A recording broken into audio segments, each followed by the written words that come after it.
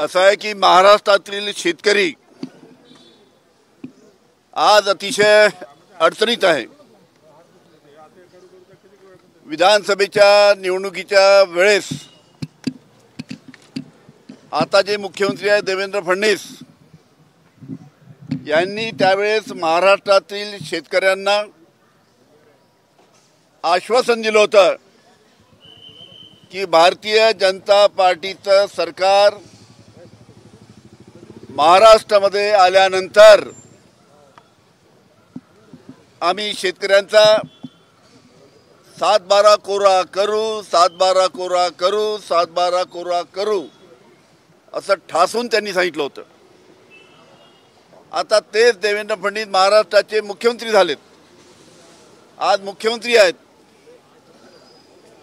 आता सर्व शेतकऱ्यांची मागणी आहे की त्यांनी जे आश्वासन दिलं होतं ते आश्वासन त्यांनी पाळावं आणि लवकरात लवकर शेतकऱ्याच्या कर्जमाफीची घोषणा करावी।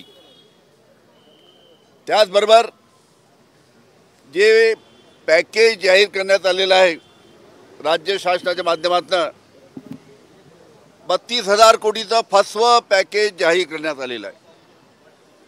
या 32,000 कोटीपैकी आमच्या नागपूर जिल्ह्यासाठी फक्त 96 लाख रुपये मिळाले। 96 लाख। संपूर्ण महाराष्ट्रामध्ये प्रत्येक जिल्ह्यामध्ये अशाच पद्धतीची फसवी परिस्थिती आहे। हे फसवं पॅकेज आहे। नागपूर जिल्ह्यामध्ये संत्र्याचं नुकसान झालं, मोसंबीचं नुकसान झालं, मोठ्या प्रमाणात मोसंबीची गळ झाली, सोयाबीनवर येलो मोझॅक सारखा रोग आला त्यामुळे सोयाबीनचं नुकसान झालं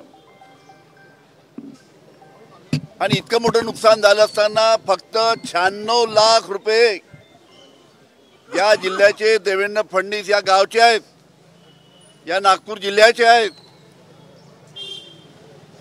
आणि या जिल्ह्याचे असताना सुद्धा स्वतःच्या जिल्ह्याकडे त्यांचं दुर्लक्ष आहे। फक्त 96 लाख रुपये त्यांनी या नागपूर जिल्ह्यासाठी मदत म्हणून दिलेले आहेत। अशाच प्रकारची परिस्थिती महाराष्ट्रातील अनेक जिल्ह्यामध्ये आहे। हे फसवं पॅकेज जाहीर करून राज्य शासनाने शेतकऱ्याची दिशाभूल केलेली आहे। त्याचबरोबर आता कापूस आता लवकरात लवकर निघणं चालू झालेलं आहे। राज्य शासनाने आणि केंद्र शासनाने मिळून जो परदेशातनं जर तुम्हाला कापूस महाराष्ट्रामध्ये किंवा भारतात आणायचा असेल तर जो आयात कर लागतो तो आयात कर पहिले 11% होता। 17 ऑगस्ट रोजी शासनाने निर्णय घेऊन आयात कर 0% केला। आता कापसावरील आयात कर 0% केल्यामुळे परदेशातला कापूस आता महाराष्ट्रात येईल, परदेशातला कापूस आता भारतात येईल आणि मोठ्या प्रमाणात कापसाचे भाव त्या निमित्तानं कमी होतील। शेतकऱ्यांना कापसाचे भाव या चुकीच्या निर्णयामुळे मिळणार नाही, मोठ्या प्रमाणात आत्महत्या होतील। जवळजवळ हा जो निर्णय घेतला आयात कर रद्द करण्याचा त्याच्यामुळे जवळजवळ आजच्या तारखेपर्यंत जवळजवळ 32 लाख गाठी कापसाच्या महाराष्ट्रामध्ये आलेल्या आहेत। 32 लाख गाठी आणि पुढील अजून महिन्यात, दीड महिन्यात, 2 महिन्यामध्ये जवळजवळ 100 लाख गाठी महाराष्ट्रामध्ये येतील। अशा प्रकारची परिस्थिती आहे। हा शेतकऱ्यावर अन्याय करणारा निर्णय आहे। जो कापूस उत्पादक शेतकरी आमचा विदर्भात आहे, मराठवाड्यात आहे, काही भागांमध्ये पश्चिम महाराष्ट्रामध्ये आहे, त्याच्यासाठी अतिशय चुकीचा निर्णय आहे।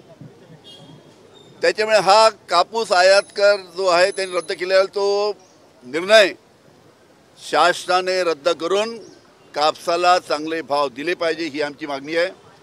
आणि अशा परिस्थिती आता 2-3 दिवसांमध्ये दिवाळी आली आहे। आमचा शेतकरी अडचणीत आहे, चिंतेत आहे आणि अशा या अडचणीच्या परिस्थितीमध्ये चिंतेमध्ये असताना कशा पद्धतीने तो दिवाळी साजरी करणार, म्हणून आम्ही राष्ट्रवादी काँग्रेस शरद पवार पक्षाच्या माध्यमातून आज काळी दिवाळी साजरं करण्याचा निर्णय घेतलेला आहे, ज्याच्या माध्यमातून शासनाचे डोळे उघडले पाहिजे की दिवाळीचा सण आलाय, शेतकरी काळी दिवाळी साजरी करतायत. त्याच्यामुळे शासनाने डोळे उघडून लवकरात लवकर कर्जमाफीचा निर्णय, त्याचबरोबर कापसाच्या बाबतीतला निर्णय, संत्रा मोसंबीच्या बाबतीतला निर्णय, आमच्या काही भागामध्ये धान होतो त्यांच्या बाबतीत सुद्धा त्यांना भाव मिळत नाही, काही भागामध्ये तिकडे नाशिकच्या भागामध्ये कांदा होतो, असे अनेक शेतकऱ्यांचे जे प्रश्न आहेत त्याच्यासाठी लवकरात लवकर राज्य शासनाने निर्णय घेतला पाहिजे. आणि म्हणून या सर्व मागण्यासाठी आम्ही सर्व एकत्र आलो आणि काळी दिवाळी आम्ही या ठिकाणी साजरी करतोय.